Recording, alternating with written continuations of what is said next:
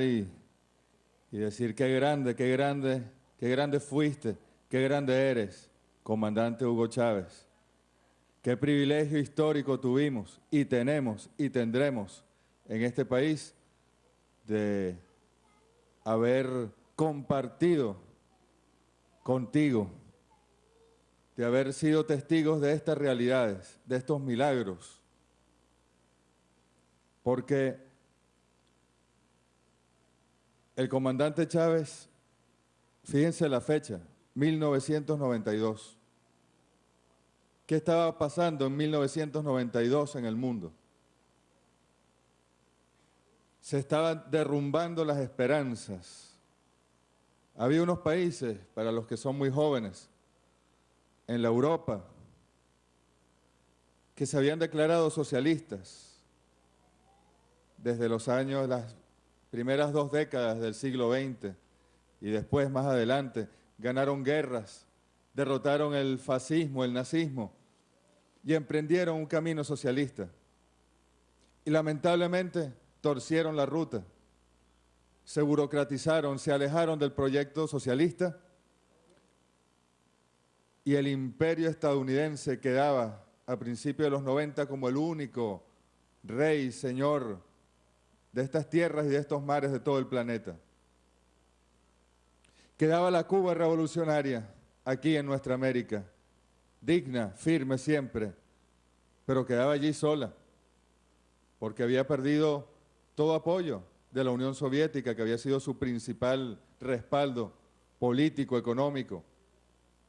Y apostaron todos a que en cualquier momento caía el sistema cubano, caía Fidel, caía la revolución cubana. Pero allí, en 1992, en el 89 se alzó un pueblo, el pueblo de Venezuela. El Caracazo lo llamaron, pero fue un venezolanazo. Todas las grandes ciudades despertaron y se alzaron contra el neoliberalismo. Y en 1992 se alzó el líder de ese pueblo, el comandante Hugo Chávez. Y nos dijo con claridad meridiana aquel día: no pudimos por ahora, pero este país tiene que enrumbarse hacia un destino mejor. Y yo, Hugo Chávez, asumo las consecuencias de esta rebelión fallida. Eso nadie lo hacía en aquella época. Primero, asumir la consecuencia de algo, jamás. Aquella cantidad de presidentes ladrones y de gobiernos corruptos. Y el comandante Hugo Chávez asumió una rebelión militar fallida.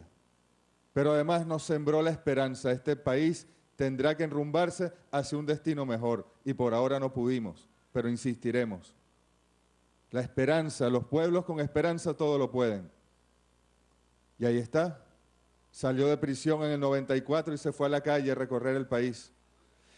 Y en el año 94, ¿a dónde fue el comandante Chávez? A Cuba. Y lo recibió el comandante Fidel en la escalerilla del avión.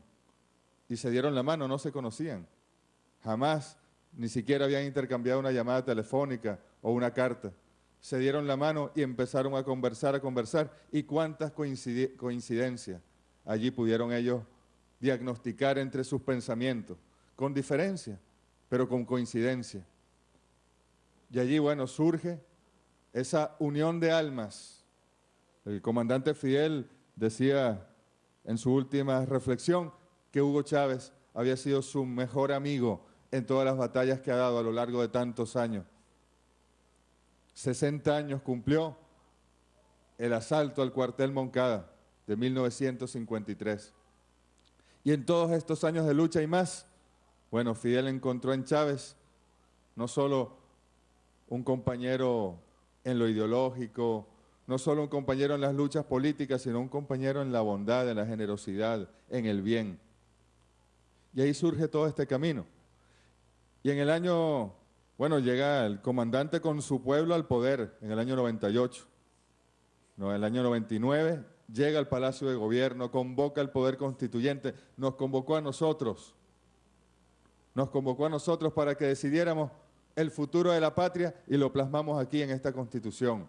Y el artículo 82 de esta Constitución nos dice que la salud es un derecho social fundamental, obligación del Estado, que la garantizará como parte del derecho a la vida. Esa son la primera frase del artículo 82, el derecho a la vida.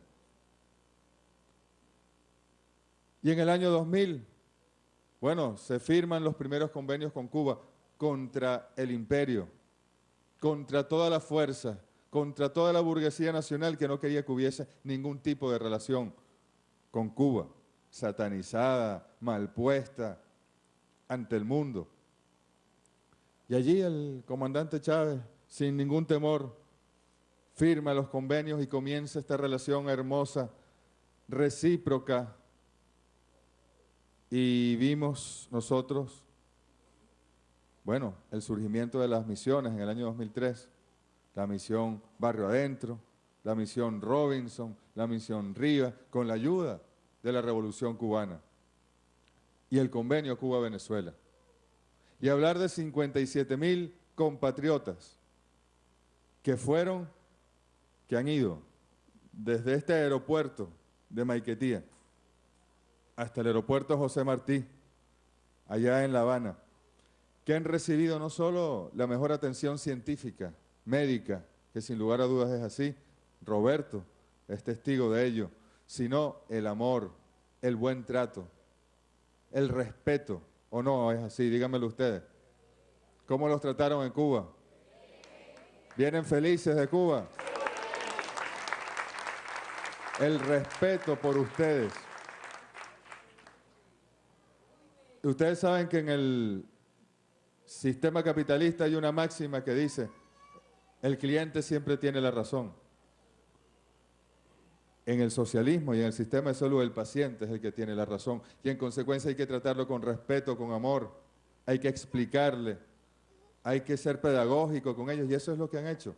Los médicos cubanos, allá y aquí, ¿cuántos miles de médicos cubanos no están en nuestros barrios, en nuestros caseríos, en nuestros pueblos, en los módulos de salud, en los CDI? Ahí están, y formándonos, porque lo que ellos se han convertido en una gran universidad de ciencias de la salud y están formando a miles y miles de venezolanos y venezolanas, bueno, que eventualmente ocuparán ese lugar que ellos en esta coyuntura histórica han tenido que ocupar y le agradecemos desde el alma a la Revolución Cubana, a Fidel, a Raúl y a todo el pueblo cubano por lo que han hecho por el pueblo venezolano. Y allí nosotros recordamos tanto al comandante Hugo Chávez. Se sentiría tan orgulloso, Roberto, el comandante Chávez, de escucharte o de escuchar a Nelson, porque no es solo que estén bien de salud, están bien espiritualmente, están bien en su estima, en su identidad, en su sentimiento patrio. Se sienten útiles, se sienten hombres, en este caso de bien, para la patria y quieren entregarlo todo por la patria.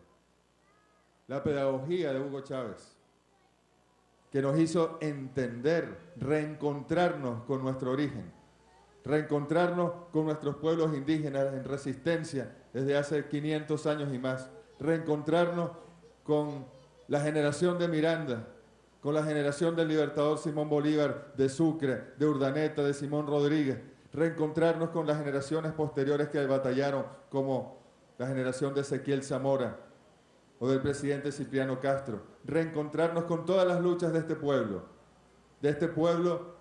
como por ejemplo cuando en 1958 logramos retomar el poder después de tantas dictaduras y fuimos traicionados por la burguesía, por la oligarquía, y las luchas de la resistencia armada en Venezuela durante la segunda mitad del siglo XX y las luchas de ese pueblo que salió en 1989.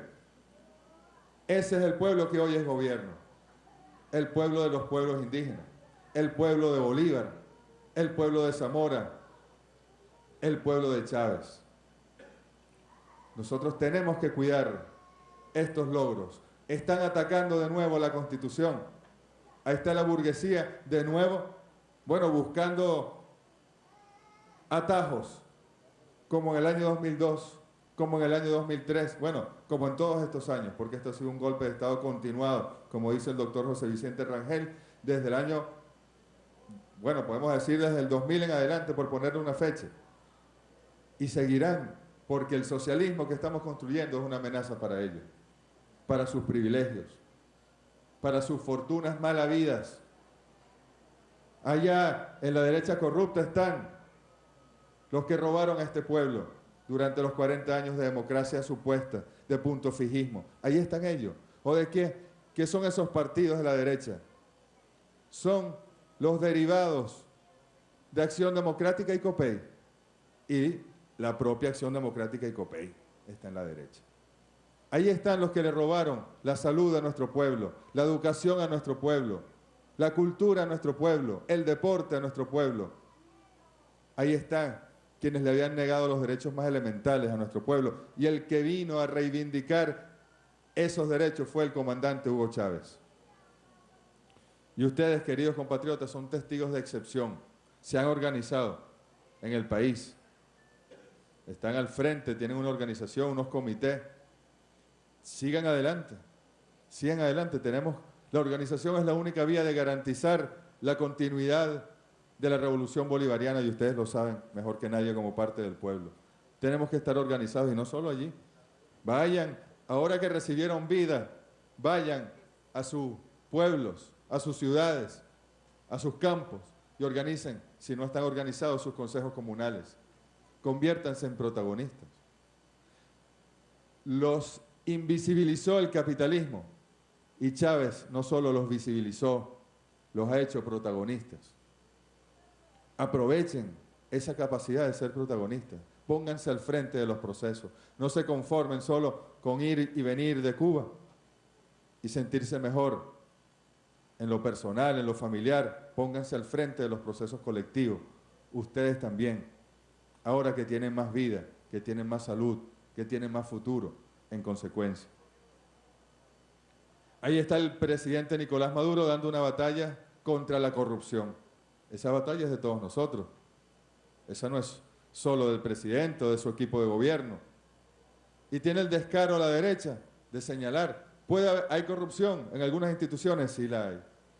Y ahí están, van más de 60, 65 personas detenidas en 2 meses. La mayoría de ellos de instituciones del gobierno central. Pero esos, camaradas, son casos aislados. Usualmente son infiltrados, y si no, las investigaciones lo dirán, cuáles eran las filiaciones políticas de quienes han hecho desfalcos en fondos de la República, en bancos de la República. Eso lo van a decir las investigaciones, pero son casos aislados. Nosotros, bueno, vamos, inmediatamente los atacamos y los resolvemos. El socialista no puede ser corrupto. Si es corrupto, no es socialista. El socialismo no contempla ningún tipo de vicio, no puede haberlo, porque es lo social, es el hombre, es la mujer, es el colectivo lo que está por delante. No es el capital, que es el capitalismo, el dinero. Y tienen el descaro de llamarse capitalistas y de reconocer que lo que a ellos les interesa es el dinero. A nosotros nos interesa el hombre, la mujer, y ustedes son testigos de ello.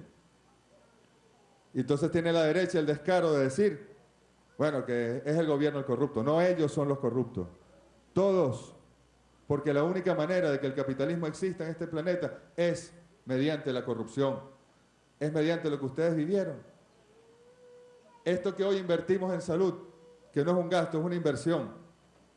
Y no solo aquí, en los módulos de salud, en los CDI, en los hospitales, en los insumos, todos los esfuerzos, aún con los problemas que existan, la gran inversión que se ha hecho en estos años.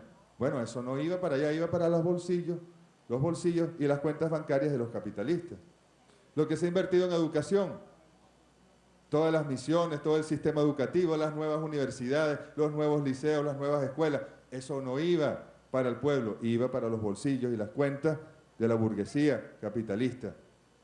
Les negaban a ustedes lo que se ha hecho en vivienda. ¿Quiénes son los grandes expropiadores del futuro? Los capitalistas. ¿O por qué nuestras ciudades están rodeadas de tanta pobreza, ya no miseria? Apenas el 7% de este país está en miseria. Cuando llegó la revolución estaba en casi el 25%. ¿Pero por qué? Porque ustedes son de Barinas. Bueno, tuvieron que abandonar el campo, sus familiares, sus padres tal vez, sus tíos, y venirse a las afueras de Caracas, a los peores terrenos, los terrenos en riesgo, a ver cómo lograban sobrevivir siendo esclavos de la burguesía que concentró todo en el norte del país, hacia los puertos para llevarse el petróleo, para llevarse nuestros recursos naturales. Bueno, esa es la tragedia de esta patria, el capitalismo rentista petrolero que se nos impuso en el siglo XX. Y el capitalismo, cuando es rentista y es periférico además, porque no es el que se desarrolla en los centros de poder, sino en la periferia, bueno, la corrupción es su elemento fundamental, su característica. Y por eso, bueno, ustedes se acuerdan de un presidente que se llamó Jaime Lucinchi, ¿se acuerdan? Es un expresidente de la República. ¿Dónde vive él? ¿Dónde vive él? Él vive aquí en su casa humilde, en Clarines, donde nació. No, ¿verdad? No sabemos ni dónde vive, porque se llevó los reales del pueblo y vive en el exterior, dándose la vida en dólares. Ya la gente ni se acuerda que existió. No voy a hablar de los demás porque han fallecido. Pero ahí está el comandante Hugo Chávez. Una honestidad. ¿Ustedes creen que el comandante Chávez dejó herencia? Dejó bienes, dejó cuentas, dejó mansiones. ¿A quién? ¿De dónde? Si él era un hombre humilde. Que él incluso vivía en el Palacio de Miraflores y allí trabajaba. El único presidente en los últimos años que decidió no vivir bajo el lujo de alguna casa presidencial, sino allí, en el Palacio de Miraflores, allí donde él trabajaba, allí con sus libros, con sus carpetas, con sus puntos de cuenta, con sus estudios de los casos de salud, allí mismo. Al lado de su cama estaba su escritorio, estaban sus carpetas. Se dedicó a nosotros, nos entregó la vida, nos entregó toda su energía en vida física y ahora la sigue entregando en vida espiritual. Y Él está aquí con nosotros, Él está aquí con ustedes, compatriotas, y se va con ustedes a sus pueblos, a sus casas, a sus hogares, a su familia.